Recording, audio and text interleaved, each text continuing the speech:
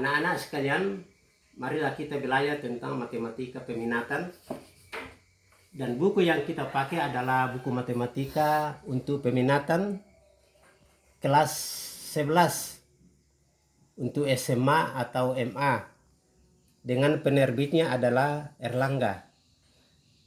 Nah, buku ini bisa kita dapatkan di perpustakaan. Jadi saya sampaikan kepada siswa supaya harus memiliki buku ini dengan berkunjung ke perpustakaan untuk mengambil. Nah, pada buku ini kita bahas tentang identitas trigonometri. Identitas trigonometri ini adalah merupakan materi pendukung. Kenapa? Karena di kelas 1 sebelum kita naik di kelas 2 memang sudah dipelajari tentang trigonometri. Jadi materi ini hanya sebagai pendukung saja, ya. Sekarang kita masuk di materi identitas trigonometri. Ya. Identitas trigonometri, ya. Tapi sebelum kita masuk, kita harus mengerti dulu segitiganya ini. Ada segitiga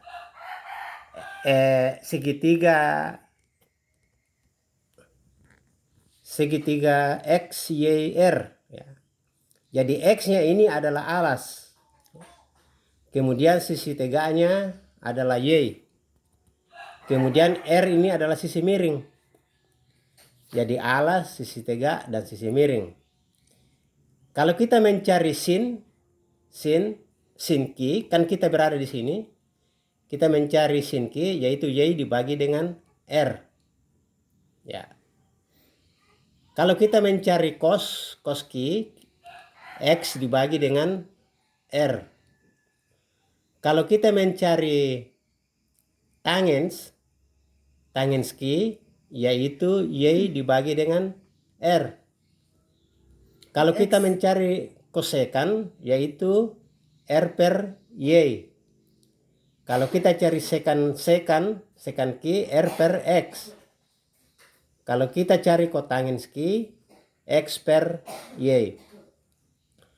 Atau kalau sulit mengerti, kita bisa simpulkan di sini bahwa sin kebalikan dengan kosekan, ya. Coba perhatikan di situ. Sin kebalikan kosekan. Cos kebalikan sekan. Tangens kebalikan kotangens, ya.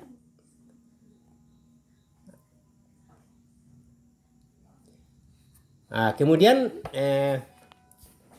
sebelum kita lanjut, kita perhatikan dulu identitas trigonometri dasar. Ada identitas di situ. Jadi kosekan sepersin, atau sin ki sama dengan seperkosekan, atau sin kali kosekan ki sama dengan 1. Nah, sekan ki sama dengan seperkos ki, atau kos ki sepersekan ki, atau cos ki kali sekan sama dengan 1. Kotangens ki sama dengan sepertangens ki, atau tangens ki sama dengan seperkotangens ki, atau tangens ki kali kotangens ki sama dengan 1. Ya. Coba kita perhatikan ada buku pendukung di sini.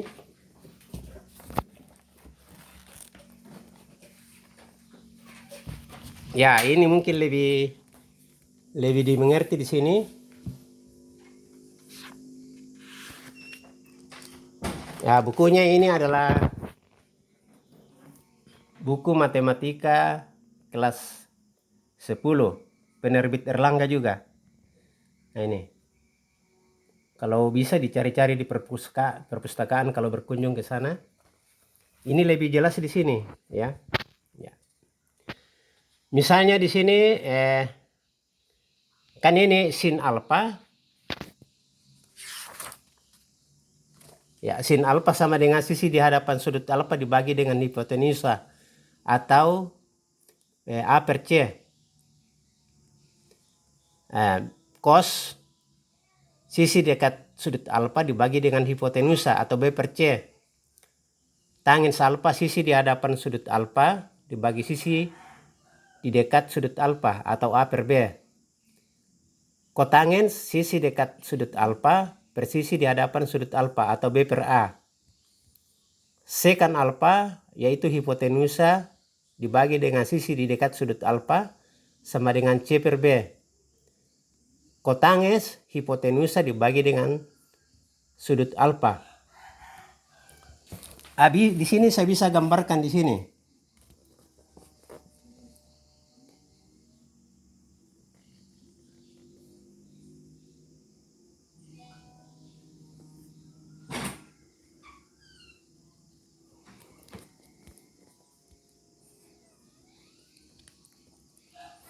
Di sini sudut alfa di sini, alfa. Jadi sini A. Di sini C. Di sini B. Jadi kalau sin alfa kita berada di sini,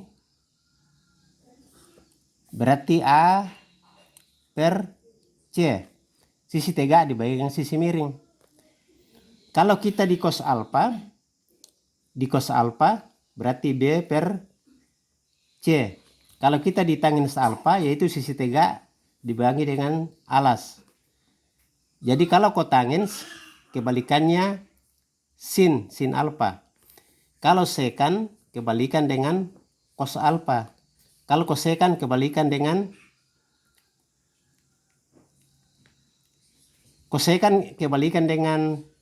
sin alfa, ya. Jadi saya ulangi lagi. Sin alfa kebalikan dengan kosekan alfa. Coba lihat A per C, C per A. Cos alfa yaitu B per C kebalikan dengan sekan C per B. Tangens alfa kebalikan dengan kotangens alfa. Tangens alfa A per B berarti kotangens alfanya adalah B per A. Nah, kita lihat rumusnya di bawah, ada rumus di sini, rumusnya di sini. Ya, bisa perhatikan saja, ada shortingannya. Ya, shortingannya. Ya.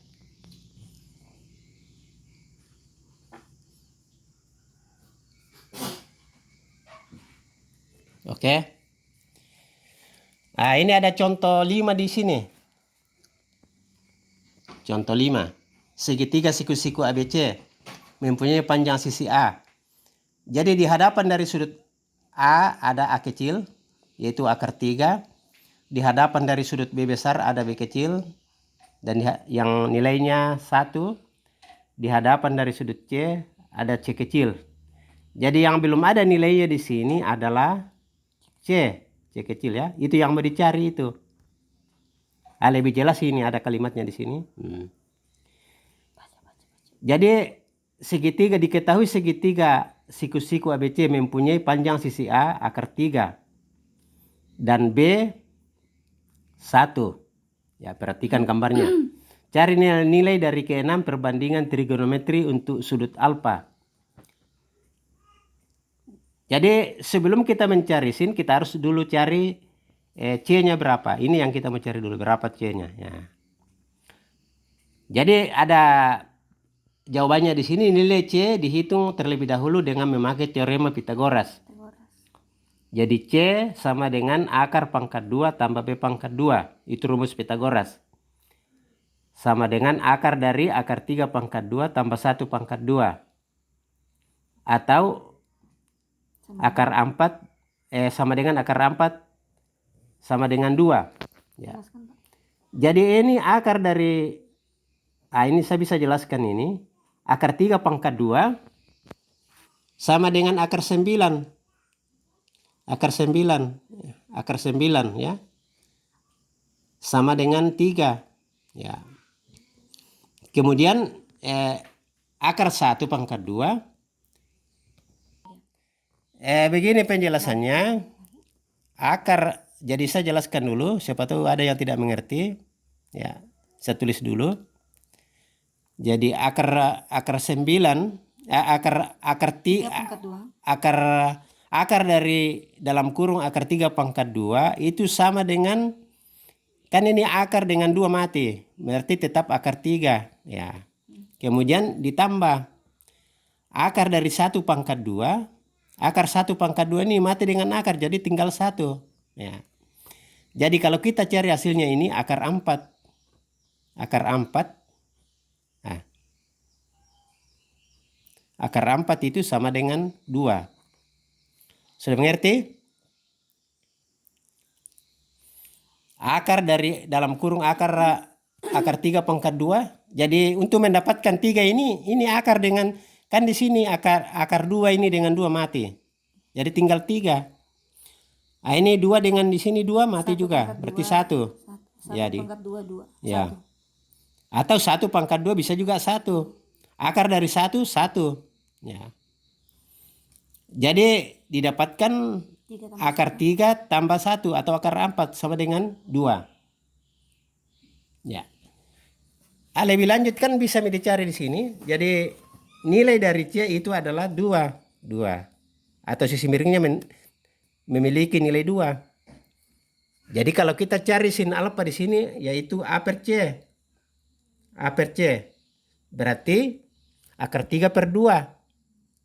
Akar 3 per 2 itu sama saja 1/2 akar 3. Akar 3 per 2 sama saja 1/2 akar 3. Kenapa? Kalau bisa sama kan dikali naik ini. 1 kali 3 menjadi akar 3 dibagi 2. Jadi kalau 1/3 akar 3 sama dengan akar 3 per 3. Ya, 3. Kalau misalnya 1/4 akar 5 itu sama dengan akar 5 per 4. Nah ini salah satu contoh sederhana itu. Jadi untuk mencari kosnya, kos itu ingat kos. Alas dibagi dengan sisi miring atau B per C. Ya, B dibagi dengan C. B-nya adalah 1. C-nya adalah 2. Jadi nilainya 1/2. Untuk mencari tangens, sisi tegak dibagi dengan alas. Atau akar 3 per 1. Ya, mendapatkan akar 3. Semua bilangan apabila dibagi dengan 1 nilainya tetap bilangan itu sendiri. Nah, begitu dengan kotangens. Kotangens itu kebalikan dari tangens. Kalau tangensnya akar 3, tangensnya akar 3 berarti dia harus 1/3 akar 3 ya. Ya, akar 3. Tapi 1/akar 3 ini harus dirasionalkan. Dikali dengan akar 3 per akar 3. Dirasionalkan. Dirasio. Kalau dikalikan ini menjadi pembilang kali pembilang akar 3. Jadi 1 kali akar 3, akar 3. Akar 3 kali akar 3, akar 9. Atau akar 3 per 3. Atau 1/3 akar 3. Sudah dapat ini. Nah ini. Bagaimana, sudah mengerti? Mengerti, Pak. Ya. Perhatikan ini contohnya ke bawah ini. Foto kamu kan. Nanti. Intinya harus dicari dulu nih, Pak. Intinya harus dicari semua ini.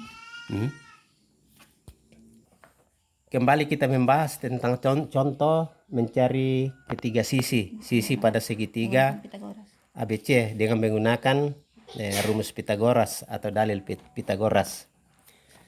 Pada segitiga ABC, siku-siku di C, di mana sisi B kecilnya, kalau B kecil itu menandakan sisi, kalau huruf besar menandakan sudut. Jadi kita harus bedakan itu, mana sudut dan mana sisi.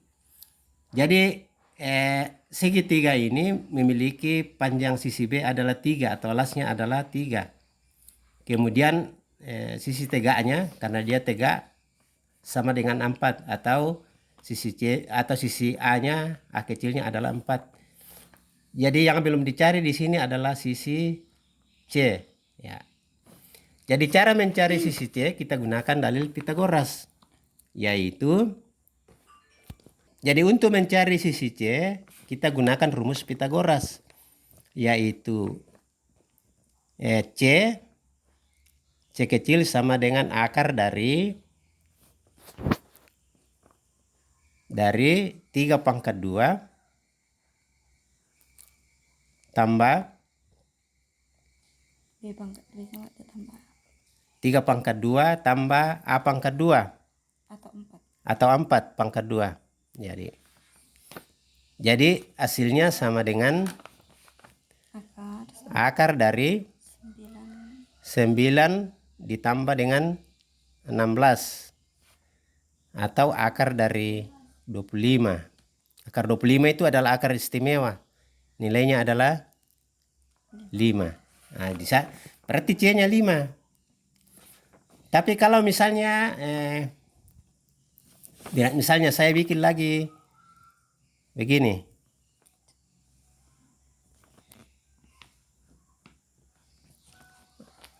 Nah, ini C, sudut C, sudut B. Ini sudut A, ya. Di sini tadi C sama dengan 5. Nah, di sini sisi A-nya sama dengan 4. Sisi B-nya kita bisa cari. Nah, jadi mencari sisi B sama dengan akar dari C pangkat 2 dikurang A pangkat 2 atau akar dari 5 pangkat 2 dikurang dengan 4 berpangkat 2 atau sama dengan akar 9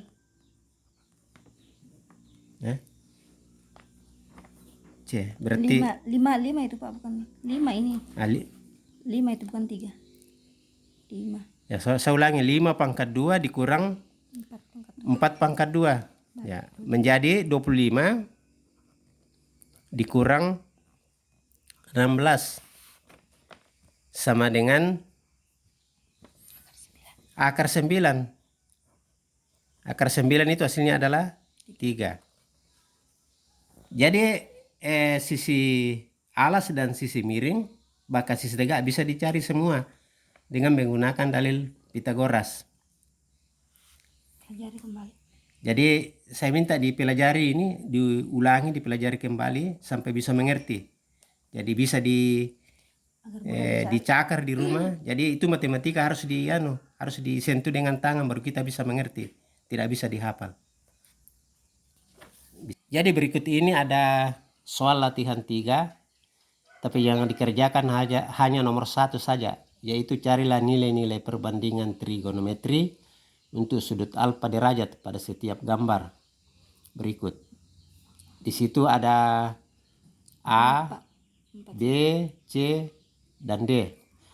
Jadi perhatikan di situ kalau ya, terutama yang kamu perhatikan sisi mana yang belum ada itu dicari, ya. Seperti ini. Sudah ada semua. Jadi kita tinggal cari berapa sin alfa. Kita cari sin alfanya berapa, cos alfa berapa, tangens alfa berapa, kotangens alfa, kotangens alfa, sekan alfa, dan kosekan alfa. Nah, jadi dicari semua itu pada soal ini yang terdiri dari soal A, B, C, dan D. Jadi ini permantap di rumah ini. Jadi saya rasa pertemuan kita sampai di sini dulu. Nanti pertemuan berikutnya baru kita bahas kembali kalau ada yang belum mengerti. Ya, terima kasih.